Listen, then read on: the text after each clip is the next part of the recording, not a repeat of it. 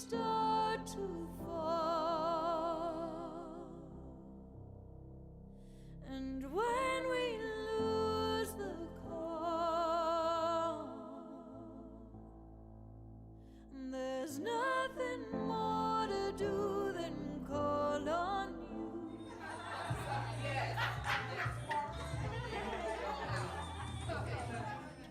When we forget to see our soul's deep mystery, there's nothing more to do than call on you. Love and gratitude. Love and gratitude.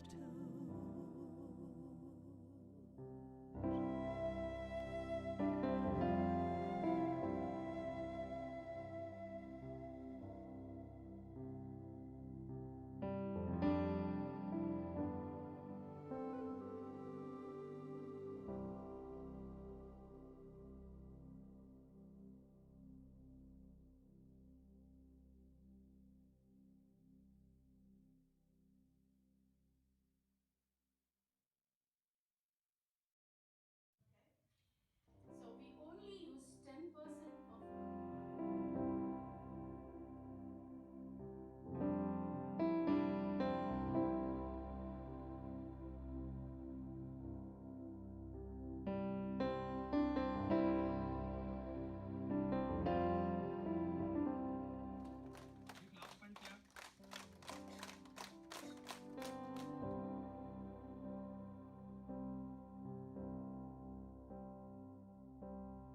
Love and gratitude. Golden flower in blue.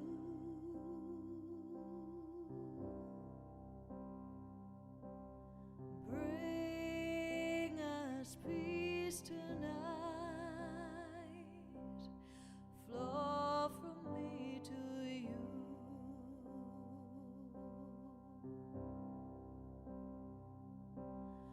Words of purest light, crystals in your gaze.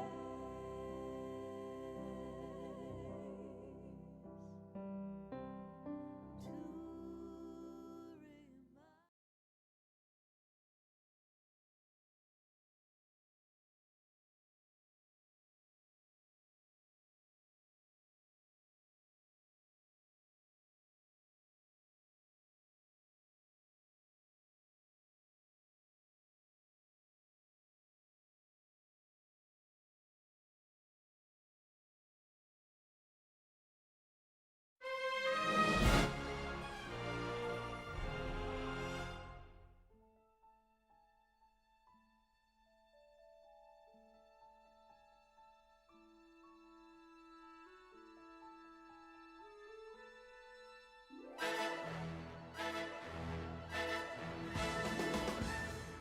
remind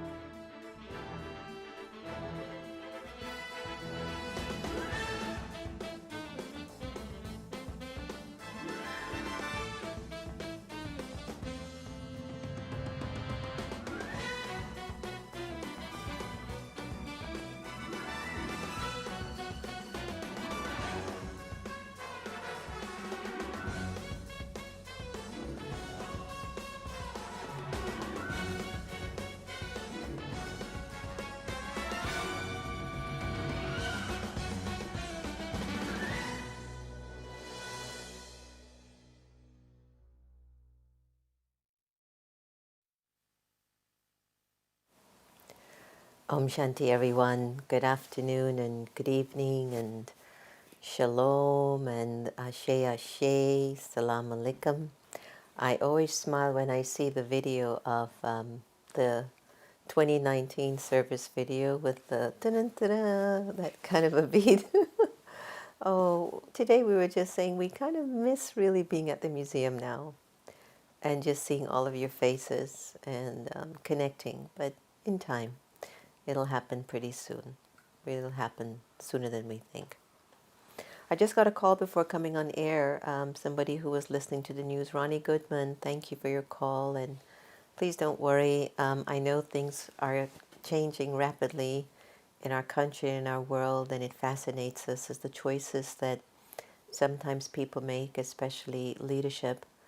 And I believe that's why we really have to take this time that we have in introspection and isolation to truthfully really make some changes. And if there's anything at all sitting in your heart, a past hurt, a pain, a disappointment, an unfulfilled wish from the past, we're going to have to sort it out if we want to get to a place of peace. Many years ago, we started one of our events entitled Pause for Peace. And we had designed this picture that you would put up in your business or your office or in your work or at your home. We had them in cafes and government buildings. And anytime you passed to that particular area, that pause for peace invited you to take just a few moments to turn inside of yourself and check what's going on, what are you feeling. And because silence tends to be such a healer, when you pause and you become quiet internally, you begin to see emotions and things that are sitting in you that just don't feel right.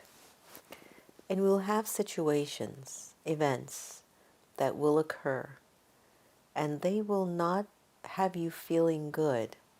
They won't give you a good feeling at all. And there are two ways that we approach them. We ignore it and suppress it and pretend it's not there. Or we address it and go, what is this feeling?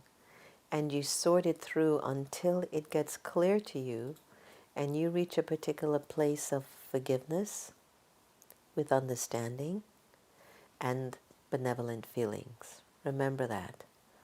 First, I have to forgive and understand the power in this. And the proof that I've forgiven is that my feelings can be benevolent. It's huge. Because one of the most challenging things about not being able to forgive the self or to forgive someone is that you realize you can't give the best of you. You don't convey respect or love or kindness or beauty. It's like something, it gets held back and you're never really who you want to be. Say, for example, someone that, I'm going to give you an example of a parent. There's so many deaths in the United States, and there's so many deaths worldwide as a result of the COVID virus. And let's say you have to go to the final rites of this person. And for 10 years, 20 years, 40 years, 50 years, 60 years, you were walking around feeling that this relationship, it's not what I wanted. You know, the way the person treated me is not what I wanted. And let's say that you're asked to give the eulogy. How do you speak truth to that? And you sort of have to wait and go, wait, how can I give a eulogy about someone that I've taken so much sorrow from? Now remember, if you've taken the sorrow, that's your mistake. Even if the person has been unkind or abusive or brutal, the fact that I took that sorrow, that's my only mistake. And so I'm speaking to that. I'm speaking to that particular form or energy. So you have to speak at this person's eulogy, and you have to say all these nice things that you don't feel like saying. That hurts you more. And that creates an energy of deception in the soul. And it has a way of working through this personality of the soul that you're never really you. And so I'm always, I value inviting people to address what they're feeling until it gets clear for you. And clarity for me is I'm benevolent. It's okay. I feel like I'm looking at a 2-year-old. There is no problem here between me and you. But the minute you find that you just can't execute that feeling, you can't see that person or that situation with the purity of your love, there's room for some pause. And you've got to get back to your peace. And you can get back to your peace if you've forgiven yourself for taking that event or that relationship so personally that it completely took you away from being who you knew God wanted you to be. We're being asked to make huge choices. Huge. And now all of our name brand bags and shoes and cars and clothes and hairstyle and jewelry, it's of no difference. Who's seeing it? Unless you're wearing it and putting it on what you call it, Instagram or Twitter. But does that even matter? Do you want to show the world how much you've got? Or do you just want your family to be safe? Do you want your friends to be safe? Do you want your world to be safe? We never actually needed to consume as much as we have consumed. We keep shopping and buying more than we need. And where are most of the things now just sitting in a closet, withering away? I bet if you took half of the items in your closet and donated it, or sold them, you could feed children in a village for a year. What would give your spirit more pleasure? My mother used to boast about the 84 pairs of shoes that she used to own. And when she came into the Brahma Kumaris and started to practice meditation, none of those shoes were important to her. Now I can't even get her to wear a decent pair of shoes. She wears flip-flops. But I'm not saying that when you come into spirituality, it means you stop making effort. You stop making yourself look healthy for you. When you come into spirituality, that's when you recognize how important it is to take care of your mind, to take care of your body, to take care of your finance, and to take care of relationships. Coming to the awakening of spirituality isn't a walking away from. It is the walking into the real you, into the real experience of God, into real relationships with people. I've had situations that the more I speak openly and authentically to a particular group of people, it just gets worse for me. And there are souls that I can speak so openly and honestly and authentically to, and it's just like it's a shared narrative. There isn't judgment. And I've met way too many people on the path of spirituality who might not even be aware that they live from a place of very natural judgment on people. I'm spiritual, but this one isn't. That's not going to make you feel at peace. It's temporary. If you begin to believe that your value comes from feeling that you're greater than another person, I don't know, maybe I'm wrong, or maybe I'm just not on the proper spiritual path. But for the life of me, that can never make me feel good.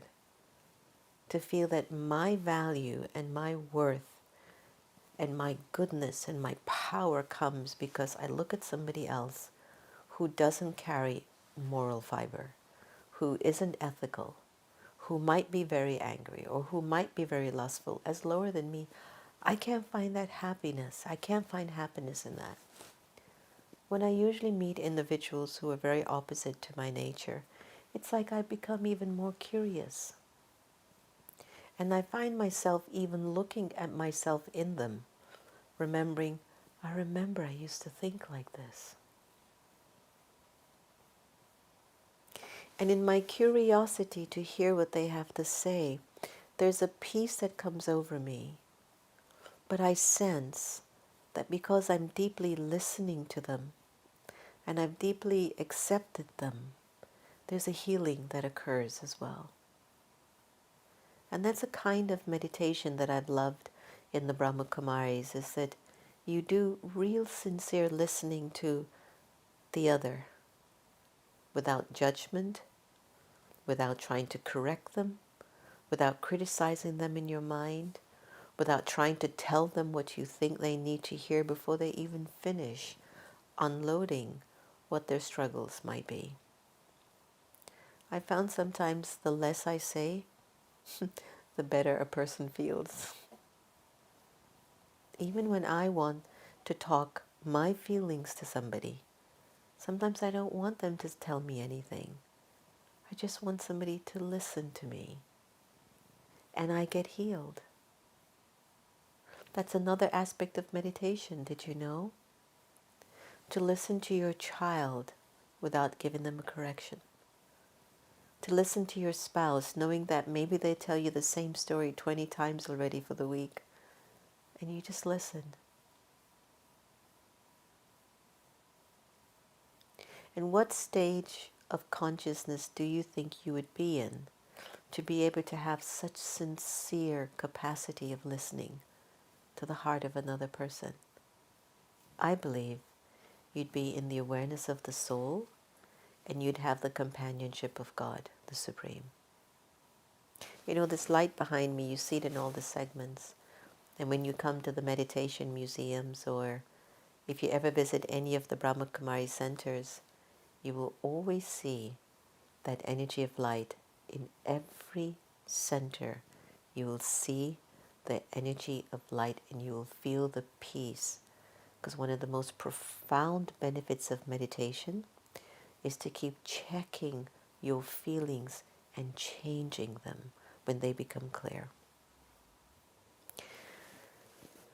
Thoughts are energies that build stories in your head and manifest realities in physical form. And there are times when the hurt can be so deep and you feel so alone in your hurt or your pain that you don't know how to talk to somebody. And when the pain increases to such a great extent, you spiritually, mentally, your intellect will literally lock down because it doesn't even know anymore how to have a relationship with the self. And what starts to drive your choices are the deep, deep impressions that are recorded in the soul, not the intellectual clarity of what you need to do with these deep feelings. So why spiritual knowledge is so important is that the more you acquire spiritual wisdom, I mean in the Brahma Kumaris, we have a teaching every day in the morning at 6 o'clock, every day at every center there's a teaching, a knowledge. And what the knowledge does, it touches my intellect, my awareness, my conscience, my conscious choice to determine when I cross this bridge of having this thought or making this decision, there's no turning back.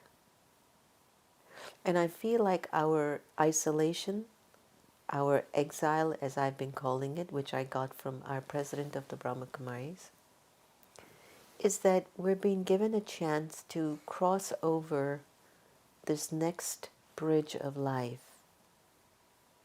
And the moment you cross over to the other side, you end up in a complete different state of awareness. In times of war,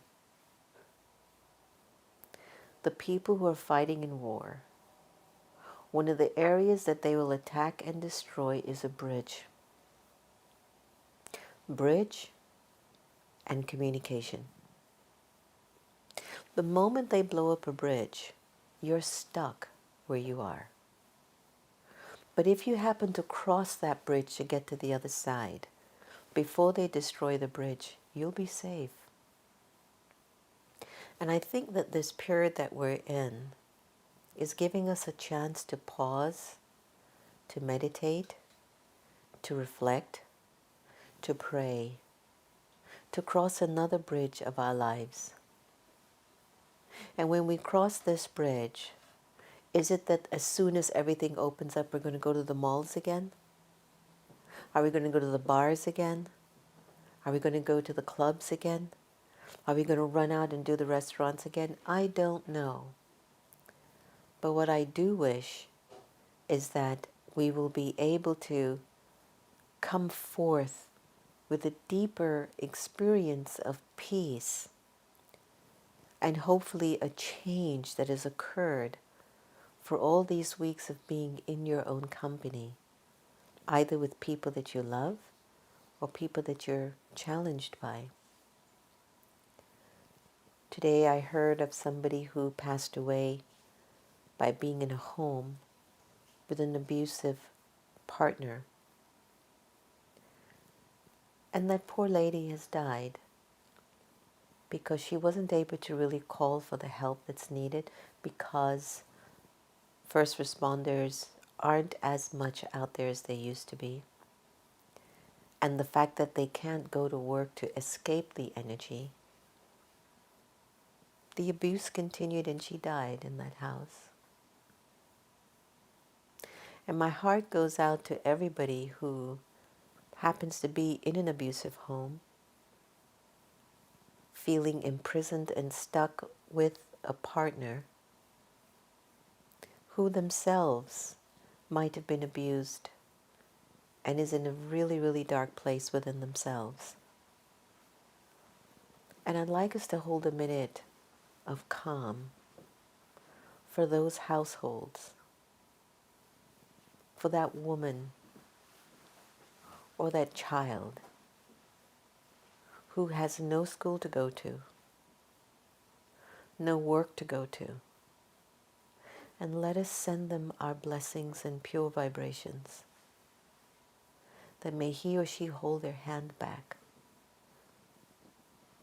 May they not get so angry that they perform an act that will ruin their lives after they cross that bridge for a very long time. So I ask you to just hold a moment of silence for all those souls that feel like being at home right now is a terror camp. And just think of your brother and sister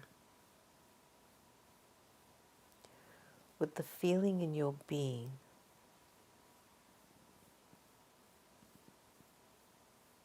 that you are an instrument of peace,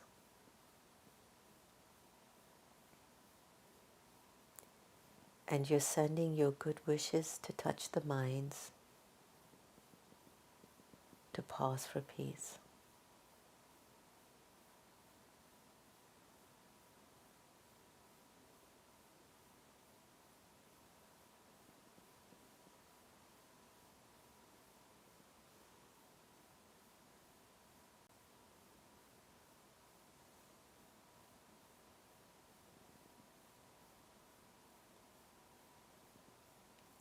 See yourself holding or stopping their hands from the abuse. Or if they're holding a weapon, to put it down.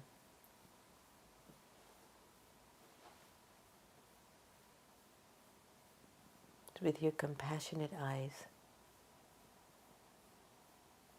just send the vibration. Pause for peace.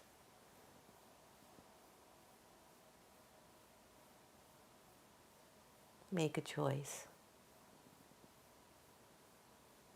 to go the way of peace.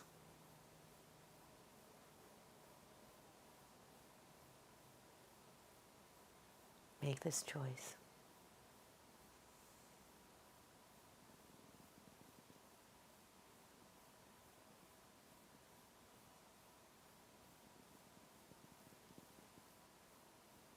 In the meditation that I'm about to play, it's entitled Divine Protection.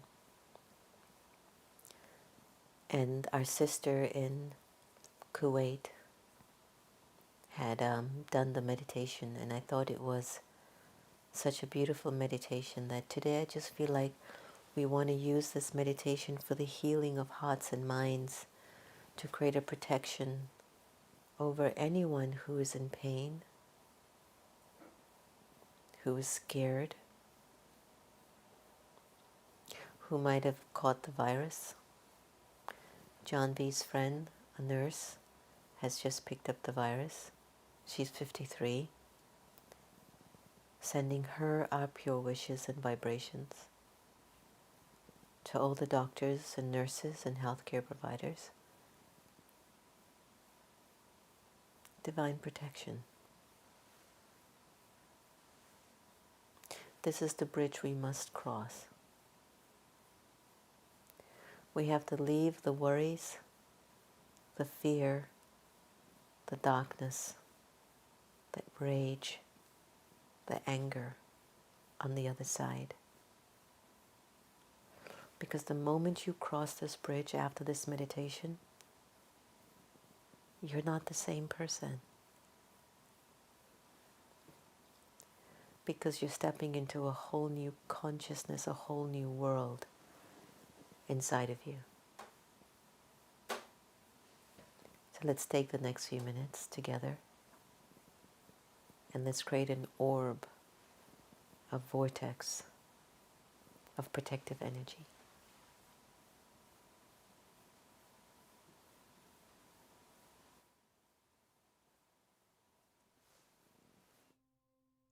Shanti. Divine protection. First of all, I count my blessings and I appreciate my good fortune. I recall all the positive karma created over the years, all the time given to others freely and from the heart.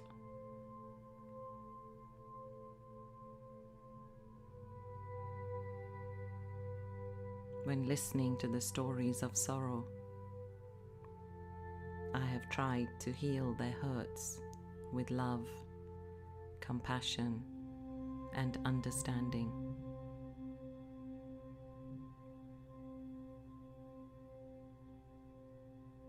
I remember all the wealth of my good intentions for everyone and the world.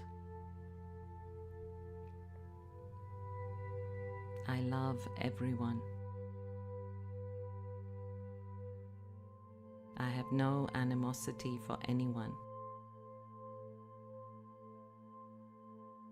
And I hold no grudges or hurts.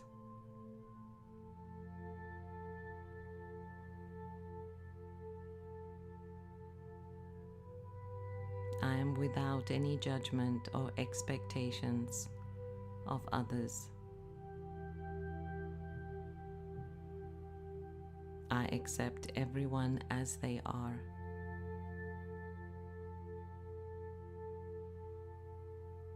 I forgive and let go of the past.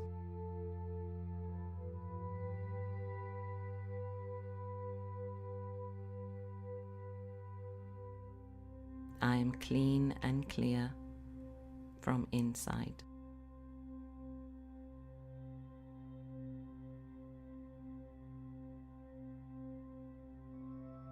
I stay in my power and my love.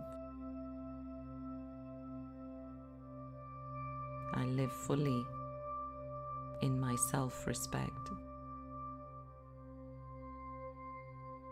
I'm secure in the truth of being ever powerful.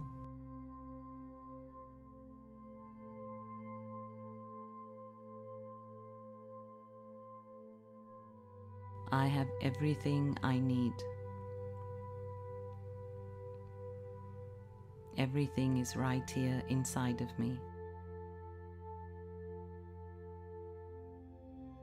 I'm a master almighty authority. I walk in the footsteps of the Father, and God is always at my side as my guide.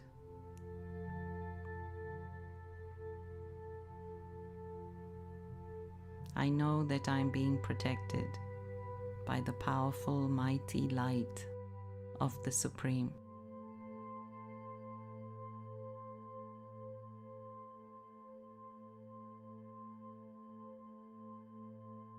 I am embraced by the crystal clear light of my good karma, good wishes, and good intentions.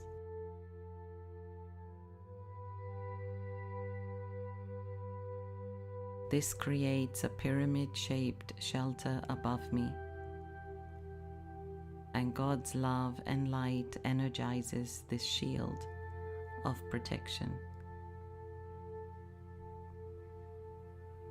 On all three sides, my good karma, good wishes, and good intentions form the powerful shape of the pyramid.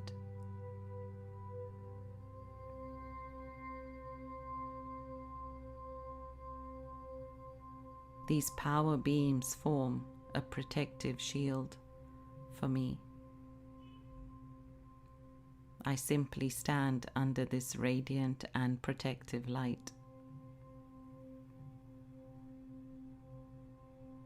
I am soothed, I am safe, and I am comforted.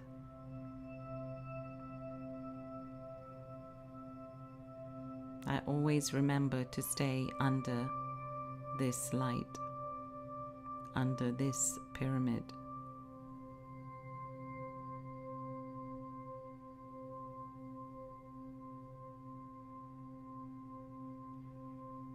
Nothing can touch my aura under this light. I know that I'm blessed, and I'm fortunate in being protected by the light of God.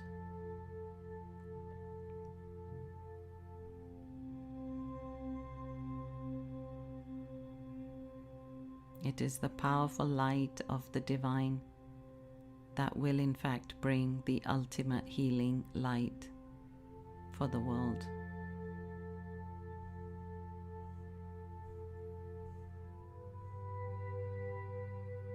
I am in bliss and joy, like a child that is totally in the hands of their mother and father, whilst having love and benevolent feelings for the world. I have no worries, and I'm totally carefree.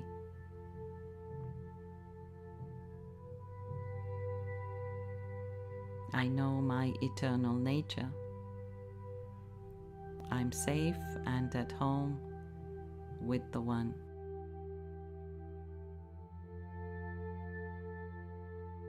This powerful silence and purity of the home energizes me. This is where I want to stay.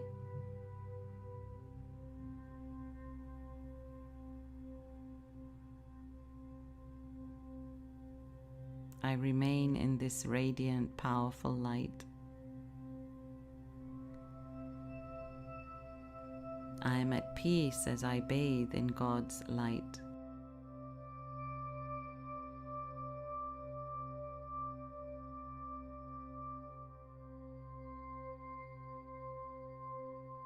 I rest here for a while with the pure energy of the Supreme, filling myself up as much as possible.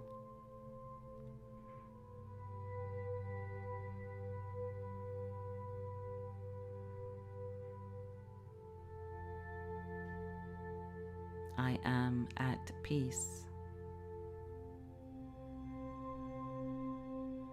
My heart is calm and my mind is cool.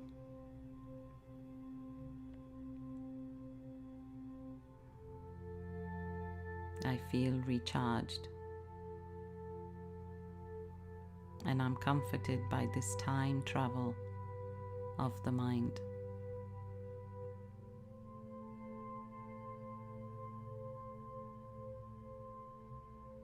My heart is filled with love, and I'm overflowing with love.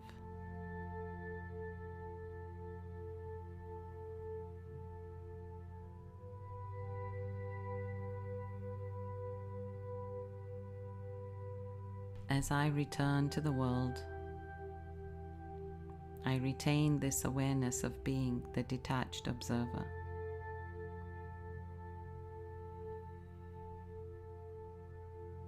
The world of light is my home.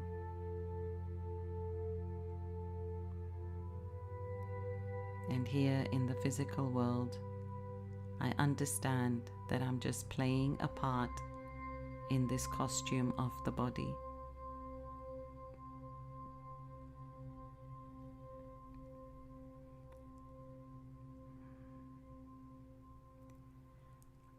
I enjoy the ride as I play the game in the drama of life.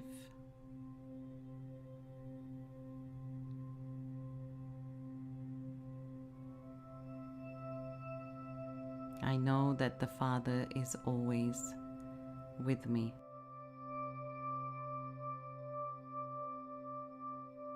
I know that I'm not alone. And I know that I'm safe and secure.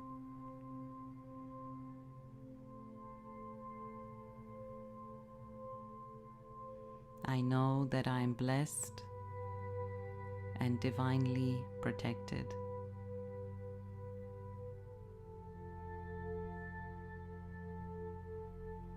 Om Shanti.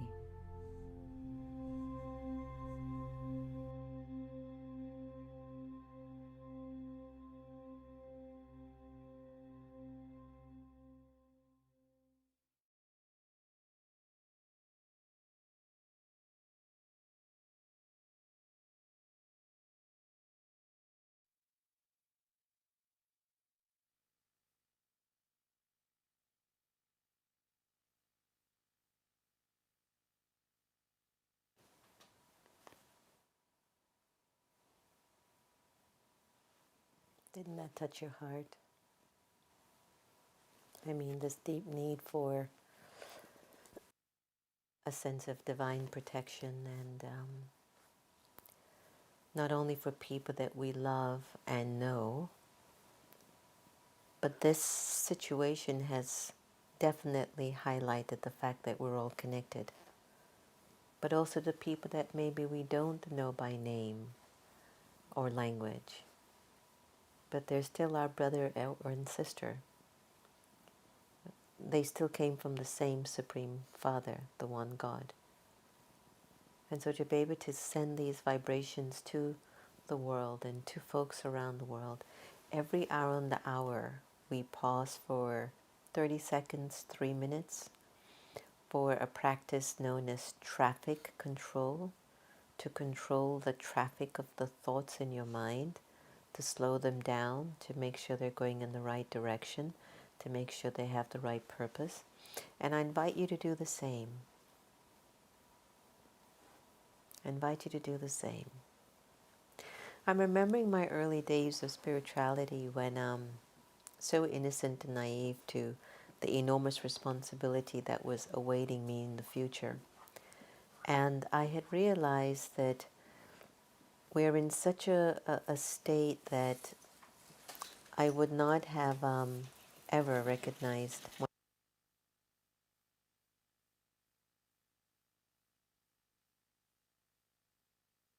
I was older here in the house with me, and so we have to sometimes watch her because she does things, especially at this time during our recording. When she sees that I'm online, she wants to really be present, and I want to honor her energy to be in the studio with us. But anyway, so back to what I was saying, and my apologies for that commercial break. In my early days, I just had no idea about the enormous responsibility that was going to be in front of me. And I used to think about a lot of things. But I remembered how sensitive I was to feeling the sorrows of the world. And it would disturb me a lot.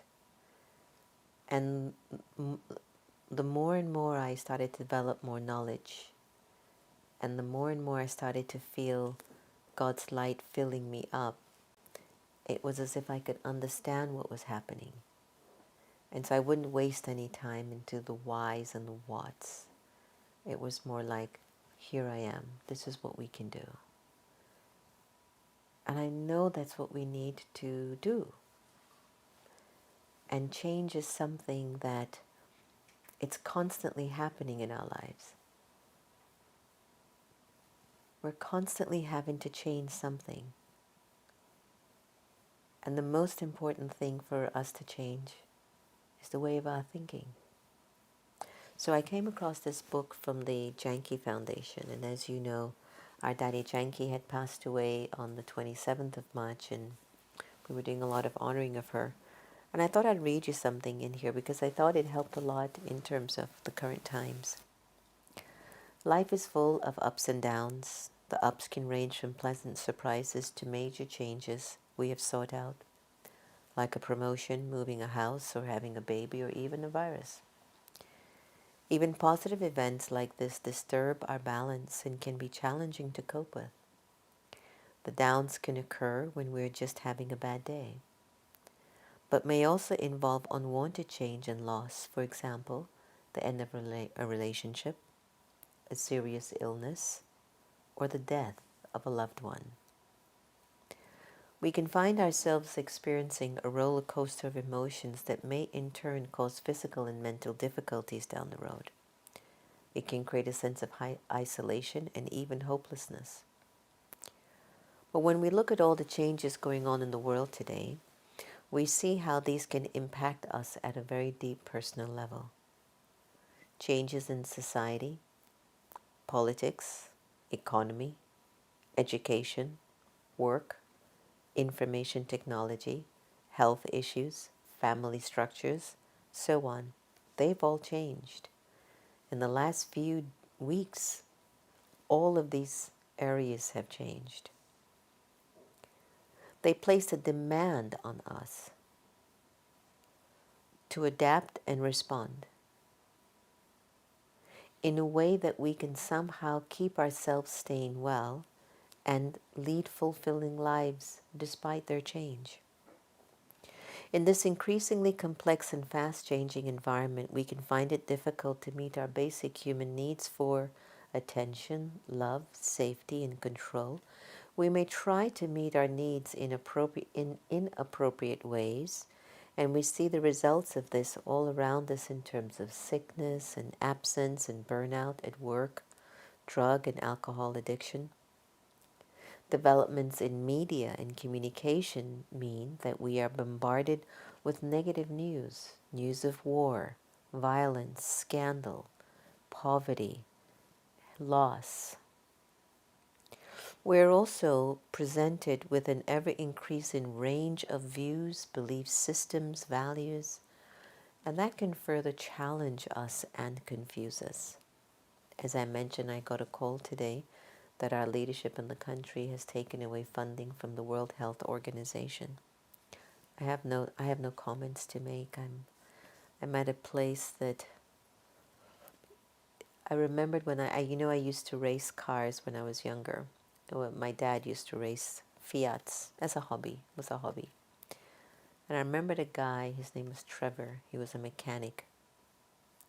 And Trevor used to always tell me, Jen, always expect the unexpected so that you stay stable and you can always steer and maneuver the car to your best ability. And I've taken that bit of advice my whole life.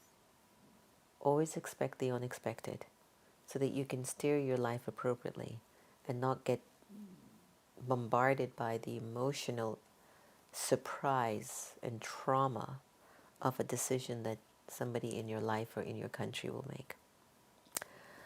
So the value systems are different for everyone, and many people say that the only certainty about life is that there will be uncertainty in change. When we cannot cope with change or feel that our well-being is beyond our control, we become more past or future focused as we remember what we used to have, the good old days. I sent a song to Marianne Williamson, Yesterday by Stevie Wonder, and it was one of those songs that you just like, yester me, yester you, yesterday. So it's such an awesome song to play in the morning. When we stop living in the moment, though, we lose the sense of meaning in our lives. I guess that's what we need to do. No more yesterday, no more need to project too much in the future. But how am I right now? How's my spirit right now? We become less in touch with both ourselves and others if we're living too much in the past and too much in the future. As we continue through life, each challenge and change can become an additional knock, weakening our resilience on all levels of well-being. So how can we stay in tune with our inner selves and keep unnecessary suffering at bay? How can we boost our resilience and come to appreciate the journey life takes us on? So there needs to be a change. And in the midst of change, we can witness an opportunity. Many people, again, who have experienced serious illness or loss, comment on how this has offered some unforeseen positive benefits in their lives. When we are challenged by life, we can recognize the opportunities such changes bring with them. So, I'd like to leave you with a few of these. Reflect on our life situation and change our priorities in positive ways. So these commonly include opportunities to reflect on our life situation and change our priorities in positive ways.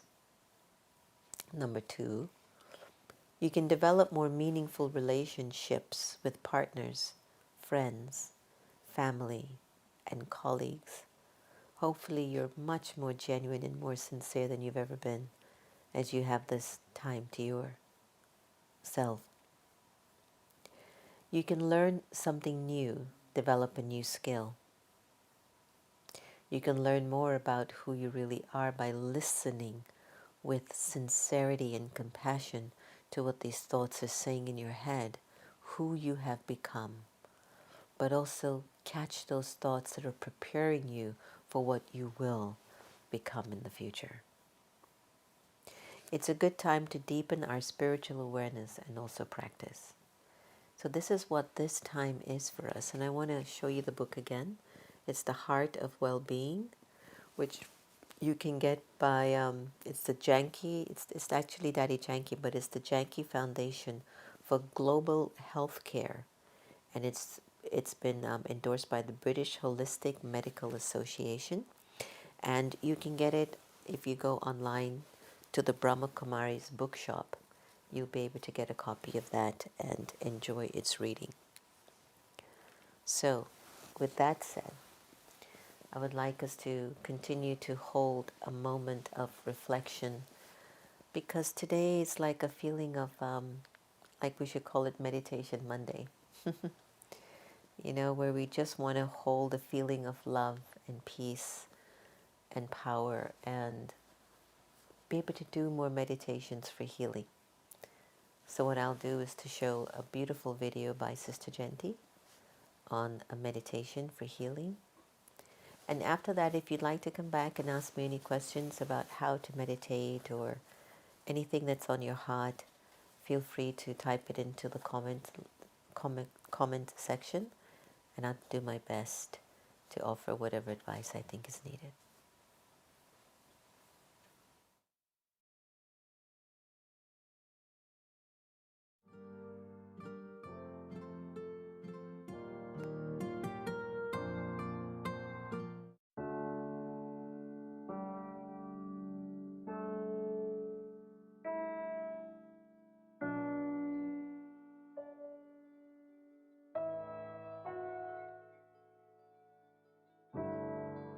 When I start acknowledging my own identity as a spiritual being, and I begin to shift my perspective and see things differently, I begin to see results in terms of how I'm responding and how situations are changing according to that.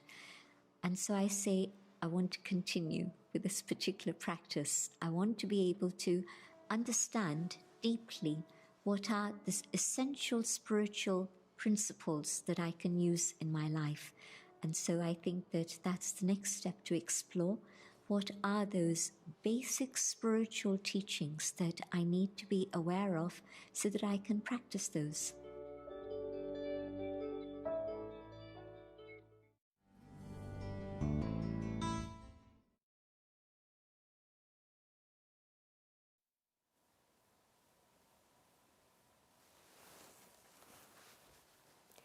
That was short and sweet. So we'd like to thank our Godlywood Studios for having some of those videos. And you can also find them on a network that I've really developed a very close relationship with, founded and directed by Trina Wyatt, Conscious Good.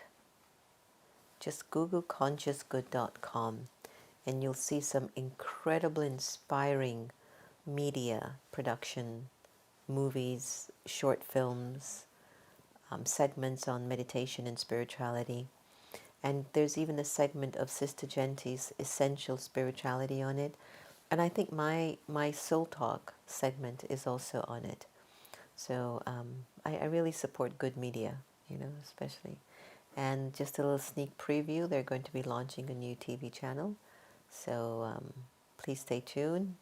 Listen out for See Good TV coming your way. So I wanted to share with you the blessing that was shared with us today. You are the one who is a master of the three aspects of time. So as a result, you know your own elevated efforts. You also come to know of others because of your power of divine connection, because of your power of remembrance of God. For example, just as scientists know everything about those who go into space from the Earth, in the same way, you, who have the ability to see into the future, the three aspects of time, because of your power of silence, that is, because of your love link to Source, to God, you come to know everything very clearly about your own destiny and the destiny of others. By cultivating a clean and pure divine intellect, you are able to stabilize yourself in pure thoughts and thoughts that are connected to the remembrance of the One above. As a result, you will receive the blessing of always being intuitive enough to know what's next. New plans will automatically emerge for you to put into practical form. Isn't that fantastic? New plans will automatically emerge for you to put into practical form. So the slogan today was, be cooperative with everyone and you will automatically receive love from everyone. So there's a question on YouTube. Hi YouTube. Hi Roshana. Thank you for joining us if this is your question. The question from Roshana is, can we have meditation to be in a right path for question? What is the greatest pathway to pick? I need clarity on what to concentrate and meditate to see that. Can we have meditation to be in a right path for question? So the question is, what is the greatest pathway to pick? I recommend that the best spiritual or meditative path that you can choose is one that supports, in a way, what your deepest questions, your deepest longings. You will meet them. You will know who they are. You will sense the environment. You will pick up the intention and the vibration of the people because it will be connected very deeply to your nature, your vibration, maybe your destiny. That's one thing. The second thing is that you can explore various paths, just to maybe enjoy the different varieties until you create your own. That's another way. But I am a firm believer of the path of discipline, that once I've disciplined myself, like every morning, we wake up at 4 o'clock. We have a morning class at 6 o'clock. Every hour and the hour, we pause Roshana for 30 seconds or 3 minutes of reflection and peace and power. And I find that that meditation helps me to stay connected, and it integrates me in my everyday life. So it's not like I'm just meditating for 20 minutes and for the rest of the day I'm of no use to myself. That's not how I feel. I feel like you must be very aware when you're walking and moving around, when you're eating, when you're opening the fridge, when you're working out on your treadmill. Where are your thoughts? So to me, the right path of any meditation practice, you can find a community you feel connected with, but just to keep paying attention to where your thoughts are inside. Where are they? What do they want? Where are they taking you? And ultimately, the thoughts that we need to really serve are the thoughts that will create spiritual power and take us closer to inner freedom, not physical freedom, inner freedom. That's when you know you're on the right path. You're going to be less disturbed by the external world and more in control of your inner world. So that's your proof. So let me see if there's another question coming. Another question? My friend asked me, why does God permit this virus on the earth? Great question, Portia Davidson, very good friend. Lots of love to you, Portia Davidson, who has a beautiful aesthetic company and business in the Aquaquan area. So if you want information on getting really great facials and treatments, do contact Portia Davidson on the comment list. So it's not God that created the virus. It's something that was preordained and written in the script to help us to pause. At one level, it seems horrible because people that we love or people that we know or just another fellow citizen is dying in a way that is a unique way. Funeral services are changing. You're not able to see your family members. And so it's teaching us something. There's some mystery in this, Portia, that we might need to really become more aware of our own inner responsibilities. What I feel the virus is actually doing, and I hope your friend will receive this, is that I feel it's turning us more to God, because we had turned our backs on God. We had become more materialistic. We were becoming more driven by fame and how many likes and views you get. We were not being as kind and loving to one another. And this particular virus has now put everybody in their corner to check what they've been doing with their lives. And maybe it's now time to bring the God energy into the soul so that we can move out this virus. So I think the virus came because we actually were moving really away from the energy of God. And by us being in such a global, collective energy of reality, many of us are praying to God. Many of us are reconnecting to our faith or to our spirituality. There must be a reason why the churches and the mosques are closed, but now we get to view them online. So I would tell you, friend, I think it's a coming to God, and God didn't create this. Maybe it's all the anger that we've been serving for so long. The waters are getting cleaner. The pollution is getting less. The environment, the ozone layer, is becoming more at peace. People are more quieter. So on one level, there's a purging, and the planet Earth is also being renewed. Now that's a big plus. And maybe God is renewing the planet. And the virus is basically just giving us time to just stay over here for a while. If you want this planet longer, I've been trying to tell you to take care of me for so long. You've not been doing it. Okay, I just need some time to get my planet Earth back together. So the point that I'm making is I think God is now more prevalent in our hearts and mind because of this global tragedy that we're all going through. So I wouldn't blame God for the virus. I wouldn't blame anyone for the virus. I wouldn't even blame China. I think it was meant to happen. It was something that was recorded in the script of time, and we are now witnessing decisions that we have to make. Either we go towards the light or we move away from it. On Facebook, thank you for tuning in. Appreciate your time and energy. What is your best practice for shifting thoughts that do not serve our higher good? The first thing that I usually do is, again, I'm like a broken record with this, but it's my reality. I check the fact that this thought doesn't make me feel good. And if you can't subtly check the thought, you can feel the restriction in your heart. You can feel your body is tensing up. You can feel your smile is being forced, right? So you know for sure this isn't a good thought.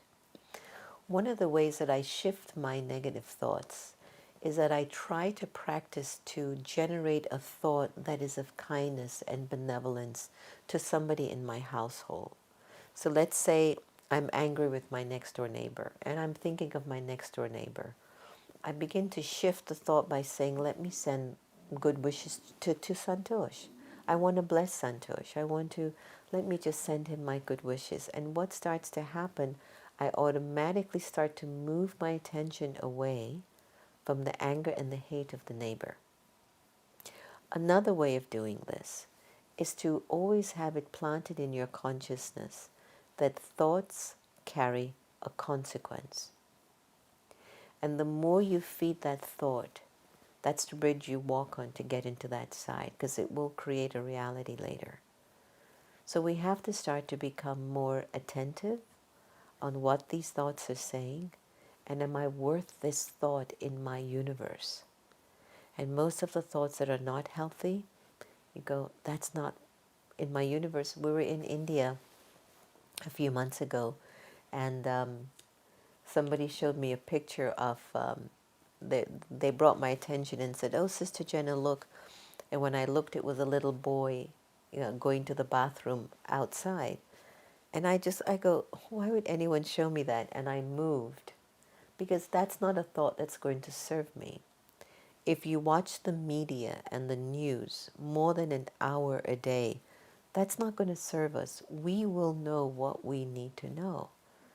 The question is, do you have the desire to serve your universe inside of your being to become the best version of yourself? If you do, a thought will follow. I guarantee it. So I usually like I like to also play songs, and Dr. Ivy Hilton has this beautiful sound spa program called Vibronics, and when she plays her sound of the healing bowls and the healing harp, I wish we could get her to play it one day for one of our programs. You can feel the enormous shift that happens in the soul. So vibrationally, the sound from the healing bowls are shifting you. In addition to that, you still have to transform the way you think. It's a long journey. It's not difficult. Once you start, it's not difficult. It's the sustaining of the truth that you've come to realize it could be a sweet challenge. But just don't give up. It's time for us to really take care of ourselves at a very deep level, because we deserve this. We deserve a break now. We deserve freedom. We deserve purity. We deserve happiness. We deserve power. We deserve love. So look at again this time to say to yourself, I deserve all of that now. And so what are you going to do to acquire it? I want to take this time to thank you all for joining us for our spiritual vaccine to keep our minds and our hearts up. Today I felt very introspective, and I really got some good rest today.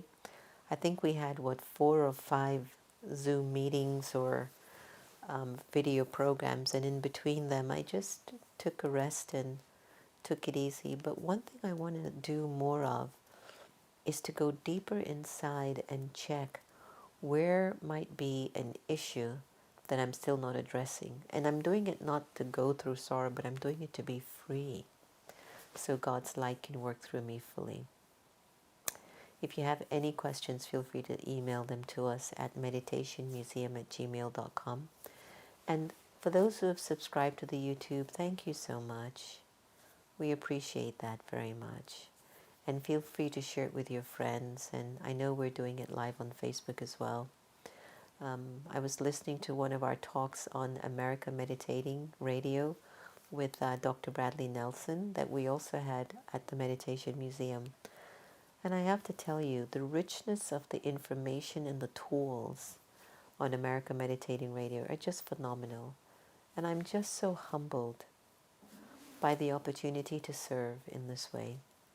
So if you happen to have a Spotify account, iHeart, TuneIn, or many of the other networks, tune into America Meditating. I suspect you'll find it quite useful, quite helpful. So namaste, lots of love and light and peace your way, lots of health, and lots of inner silence. Thanks again for joining us, and please take care of yourselves. Om Shanti.